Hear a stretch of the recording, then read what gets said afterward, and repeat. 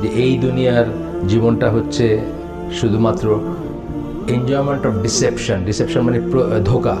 এখন আমাদের টেকনোলজির কল্যাণে আমাদের প্রত্যেকের বাড়িতে ফ্রিজ আছে, তো দেখা যায় যারা বড় লোক তাদের কোরবানির গোশত নেক্সট কোরবানির আগে পর্যন্ত খাইতে থাকে, ইসের জমায় রেখা, ফ্রিজে জমায় রেখা।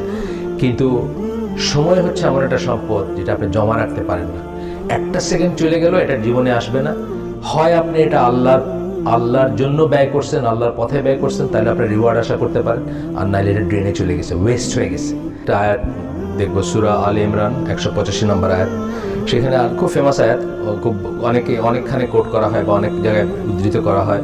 সেখানে আল্লাহ বলতেছেন যে প্রত্যেকটা নফস মানে সেলফ, আমি বলতে যা বোঝাই আমি সেটাই নফস, প্রত্যেকটা নফস মৃত্যুর স্বাদ গ্রহণ করবে এবং সেই পুনরুত্থানের দিনে আমরা যা করছি এখানে, পুনরুত্থানের দিনে আমাদেরকে সেটার পূর্ণ ওয়েজেস বলতেছেন, মজুরি, রিটার্ন অথবা পুরা প্রতিফল দেওয়া হবে সেই দিন।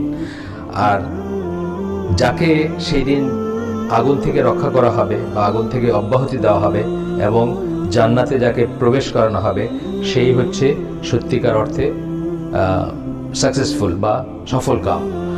আর এরপরে বলতেছেন যে এই দুনিয়ার জীবনটা হচ্ছে শুধুমাত্র এনজয়মেন্ট অফ ডিসেপশন মানে ধোঁকা।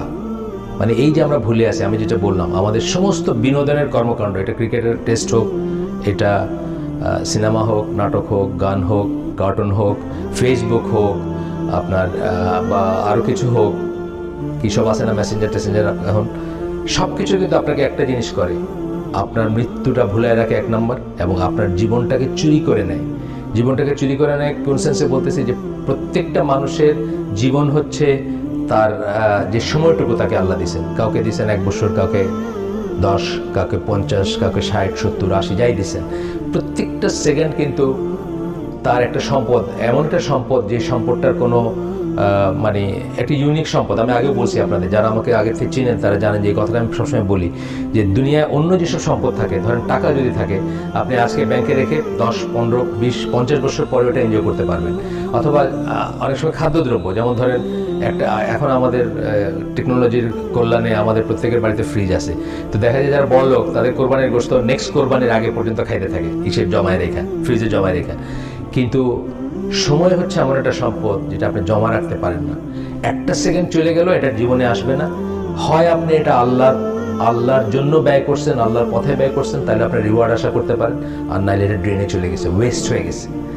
এইভাবে যখন চিন্তা করবেন, তখন এই বিনোদন বা এটার একটা উদাহরণ দিছি আমি, যে আপনাকে যদি ধরেন আপনার জীবনের 1 কোটি সেকেন্ড আছে, কথার কথা, এটাকে যদি আমি অন্যভাবে চিন্তা করি, যে আপনার জীবনের সমস্ত রিজেক্টটা হচ্ছে 1 কোটি টাকা, আপনাকে একসাথে দিয়ে দেওয়া হয়েছে 1 কোটি টাকা একটা বান্ডেল, এবং আপনি একটা একটা করে ছিঁড়ে চুলাতে জ্বালাচ্ছেন, এটাকে কোনো পাগল করবে? কোনো পাগলও করবে না।